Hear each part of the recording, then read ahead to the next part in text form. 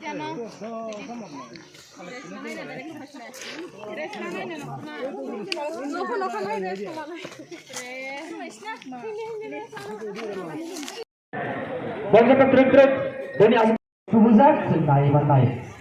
पालकी याफा खरो भइन्छ लगेर कागे बेलाइ भेलेको चानाइ नै हात भयो जतनो बेलाइ। আজকে বাবা লংতরাই মেলা উৎসবের বিষয় নিয়ে একটু তুলে ধরেন। আজকে মহাশিবরাত্রির শুভ দিন। আমরা আজকে থেকে আগামী ৮, ৯, ১০ এই ৩ দিন এই শিব মেলা বা এখানে আমরা লংতরাই মেলা বলি। আমাদের লংতরাই ভ্যালি এলাকার সমস্ত মানুষ জানেন লংতরাই বাবার ব্যাপারে, এবং এই লংতরাই বাবাকে পূজা করার উদ্দেশ্যে, উনাকে শ্রদ্ধা করার উদ্দেশ্যে এই লংতরাই মেলা প্রত্যেকটা বছর হয়।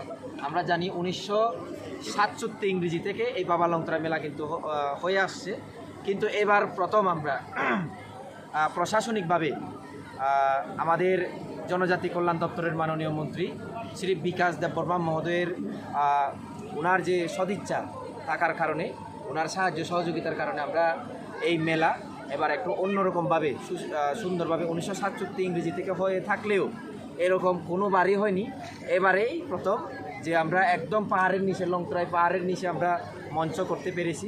এখানে কীর্তনের ব্যবস্থা করতে পেরেছি, অষ্টপ্রহর কীর্তনের ব্যবস্থা করা হয়েছে। এখানে মানে যারা পুণ্যার্থীরা যারা আসবেন এবার একটু নতুন লংতরাই মেলার দেখার সুযোগ পাবেন। এই নতুন লংতরাই মেলা এলাকাবাসী, ত্রিপুরা রাজ্যবাসী যারা বাবা লংতরাইকে শ্রদ্ধা করেন, পূজা করেন, ওনাদের জন্য একটা নতুন পূজা উপহার দেওয়ার জন্যই আমাদের এই সরকারি তরফ থেকে এই উদ্যোগ। আমি এলাকাবাসীর তরফ থেকে সরকারি প্রশাসন যারা রয়েছেন, আমাদের ধলাই জেলার সবাইকে, বিভিন্ন লাইন ডিপার্টমেন্টকে সবাইকে আমি আমার এলাকাবাসীর তরফ থেকে ধন্যবাদ জানাই এই সাহায্য সহযোগিতা করার জন্য। সাথে আমি ধন্যবাদ জানাবো আমাদের জনজাতি কল্যাণ দপ্তরের মাননীয় মন্ত্রী বিকাশ দেববর্মা মহোদয়কে, ওনার সাহায্য সহযোগিতা, ওনার হাত বাড়িয়ে দেওয়ার জন্য। এবং যারা যারা বাবা লংতরাই মেলা দেখতে এই পাহাড় উঠার জন্য আগে এসেছিলেন, আমি ওনাদেরকে নিমন্ত্রণ জানাবো।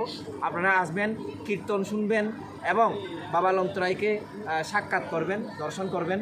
এই উদ্দেশ্যে আমি সবাইকে নিমন্ত্রণ করছি, আপনারা আসবেন।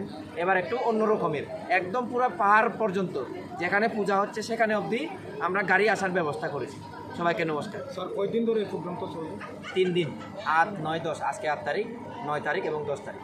আগামীর জন্য কি ব্যবস্থা কিংবা কি চিন্তা ভাবনা আছে? আমরা চিন্তা ভাবনা করছি এই লংতরাই পাহাড়কে, যেটা আনএক্সপ্লোর ছিল, এখন আমরা এটাকে কিভাবে সারা ত্রিপুরা রাজ্যের সাথে সাথে সারা ভারতবর্ষের মধ্যে কিভাবে এই বাবা লংতরাই নামে যে লংতরাই পাহাড়, এই লংতরাই পাহাড়কে কিভাবে একটা পরিচিতি দেওয়া যায়। যেমন আমরা আজকে জানি উদয়পুরের যে আমাদের মাতাবাড়িতে এখন মহারাষ্ট্র থেকে শুরু করে ভারতবর্ষের বিভিন্ন জায়গা থেকে মানুষ কিন্তু এটা দেখতে আসেন, ভ্রমণ করতে আসেন, পূজা করতে আসেন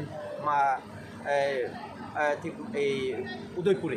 তো ঠিক সেভাবে আমরা এটার একটা চেষ্টা থাকবে আমাদের, পর্যটন কেন্দ্র কীভাবে গড়ে তোলা যায়, এখানে টুরিস্ট প্লেস যদি আমরা গড়ে তুলতে পারি তাহলে আমাদের সামনুর জন্য এটা একটা সুন্দর একটা বিষয় হয়ে উঠবে।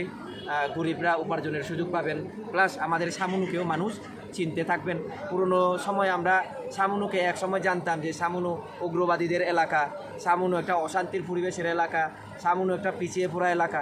এই সামনুকে কীভাবে ট্রান্সফর্ম করা যায়, পরিবর্তন করা যায়, সেই চেষ্টা আমরা চালাচ্ছি। ঠিক আছে।